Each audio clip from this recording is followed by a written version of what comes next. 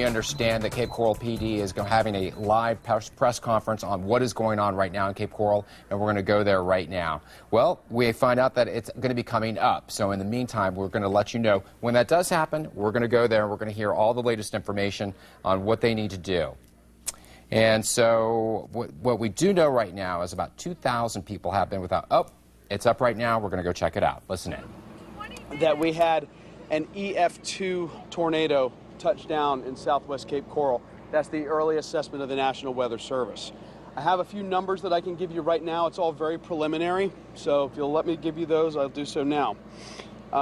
As of right now, Cape Coral Police have an additional 30 officers on top of our normal patrol complement.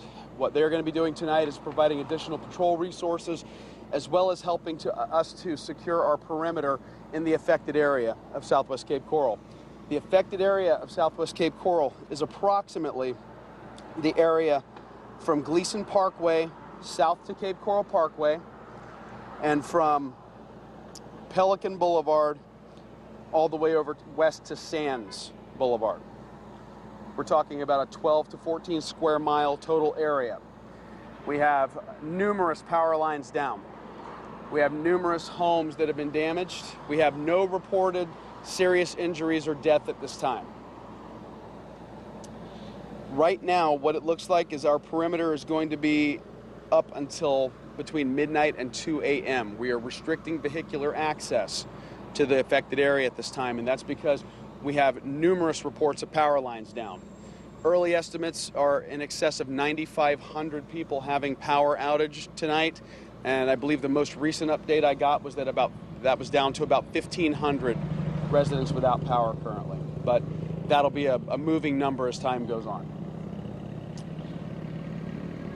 We are fairly confident that some of the areas here in Cape Coral are going to take until tomorrow to restore power. So if residents don't have power, if they've already reported it, it's in the system, we'll just have some patience, and we understand that it's going to be a little bit muggy as the night goes on and there's no air conditioning going, but some areas will have power outages until tomorrow.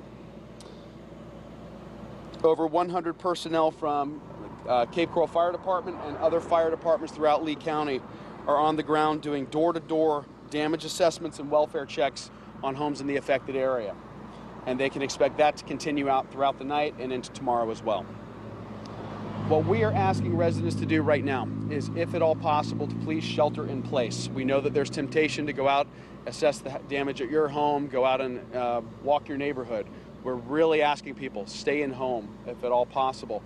Power lines are down, and a live power line and a power line without power look identical. There's no way for you to tell the difference. There is a lot of debris in the roads currently.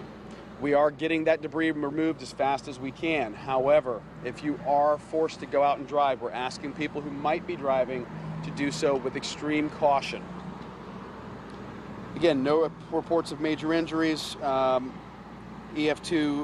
tornado, and we do have at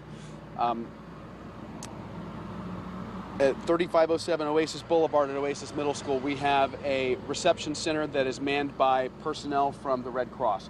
They are going to provide some relief for people who may not be able to get back to their home because their home is inside the affected area. They can go there for power and a nice air-conditioned place to wait it out. So that's what we have for you currently. Everything, like I said, is very preliminary at this time, and the numbers are all moving targets.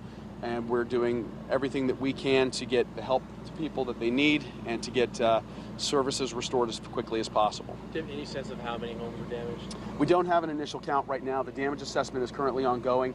Sometime later tomorrow, we'll have some official numbers in terms of the total number of homes affected. I know that several, and that's the best I can give you, several like homes. 100 or anything? I couldn't tell you with any certainty, so rather than tell you an approximate number, I'll say wait till the official count tomorrow. Dana, do we know how many people went to the hospital because of debris injuries? I've heard that there were 3 reports of some minor injuries, and that's mainly from broken glass. I don't even know if they went to the hospital. I wouldn't be able to tell you that. Any other questions, guys? Okay. We are not going to be doing any additional briefings overnight. Our next briefing regarding this will be 7 a.m. I will send out a notice to all of you as to the exact location of where that briefing will be. Depending on what the weather may be like, we may be holding it at the police department instead so that we have some cover over ourselves, okay? Thank you all very much. was Dana